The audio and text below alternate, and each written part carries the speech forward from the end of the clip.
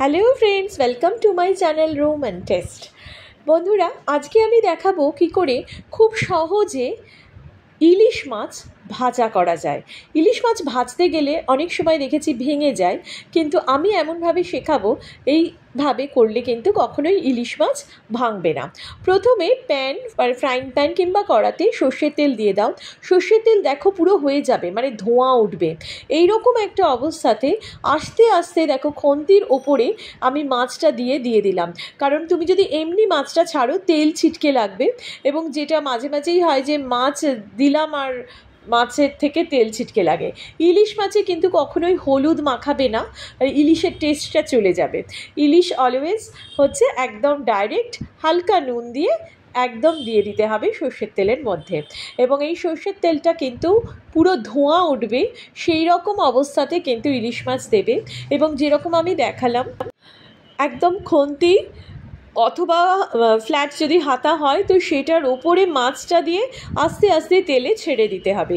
এইভাবে দিলে কিন্তু তোমার হাতে তেল ছিটকে লাগবে না, আর ইলিশটাও খুব সুন্দরভাবে তেলে গিয়ে সাঁতার কাটবে। আজকে ইলিশটা আমার ডিম ভরা ছিল, তো আমি আজকে ডিম ভরা ইলিশই ভাজা করছি। এবার দেখো আস্তে আস্তে একটা পিঠ ভাজা হয়ে যাবে। কি করে বুঝবে যে একটা পিঠ ভাজা হয়ে গেছে? এরকমভাবে ভাজা হবে, আস্তে আস্তে দেখবে ওপরের কালারটা না চেঞ্জ হচ্ছে। তখন বুঝবে ওপরের কালারটা যেই চেঞ্জ হচ্ছে, তখনই বুঝতে পারবে যে নিচের পার্টটা কিন্তু পুরো ভাজা হয়ে গেছে। তেলটা প্রথমে হাই ফ্লেমে থাকবে, তারপর কিন্তু একদম লো ফ্লেম করে দেবে। তারপরে দেখো আস্তে আস্তে উল্টে দেবে মাছটা। এইভাবে আমি উল্টে দিয়েছি, উল্টে দিলে এই রকম কালার আসবে।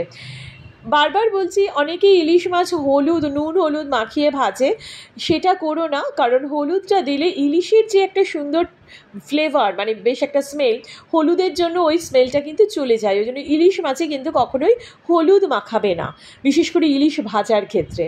এইবার দেখতে পাচ্ছ পুরো কালারটা দেখো চেঞ্জ হয়ে আসছে। এখন কিন্তু ফ্লেমটা মিডিয়াম ফ্লেম আছে, তো মিডিয়াম ফ্লেমে একটা পিঠ হয়ে গেছে। এবার আমি সেকেন্ড পিঠটা করছি। এই একটা পিঠ হয়ে গেলেই দেখবে এই যে ওপরটা দেখছো কিরকম সাদাটি টাইপের কালার এসেছে, এইভাবে আসবে। ইলিশ মাছ একদম রেডি। ইলিশ মাছ ভাজার সাথে আমি তেল ভেজে নিয়েছিলাম, আর ডিম তো মাছের মধ্যেই রয়েছে, ভাজা হয়ে গেছে। কিছু ডিম আমাকে আলাদা দিয়ে দিয়েছিল, তো সেই ডিমগুলো আমি আলাদাভাবেই তেলের সাথে ভেজে নিয়েছি। এবার ইলিশের যেটা হচ্ছে খুব ইম্পর্ট্যান্ট, ইলিশ মাছ খেতে গেলে তেলের সাথে লাগবে হচ্ছে একটি কাঁচা লঙ্কা। মানে বাঙালি ইলিশ খাবেই, বর্ষা মানেই বাঙালির কাছে ইলিশ, এবং সেই ইলিশ একটা ভাজা পিস না থাকলে ঠিক ইলিশ খেয়েছি বলে মনে হবে না। তো এই হচ্ছে ইলিশ মাছ ভাজা, আর এই হচ্ছে তেল। কেমন লাগলো অবশ্যই কমেন্ট করো, সাবস্ক্রাইব করো, পাশে থেকো, এনজয় করো। টাটা।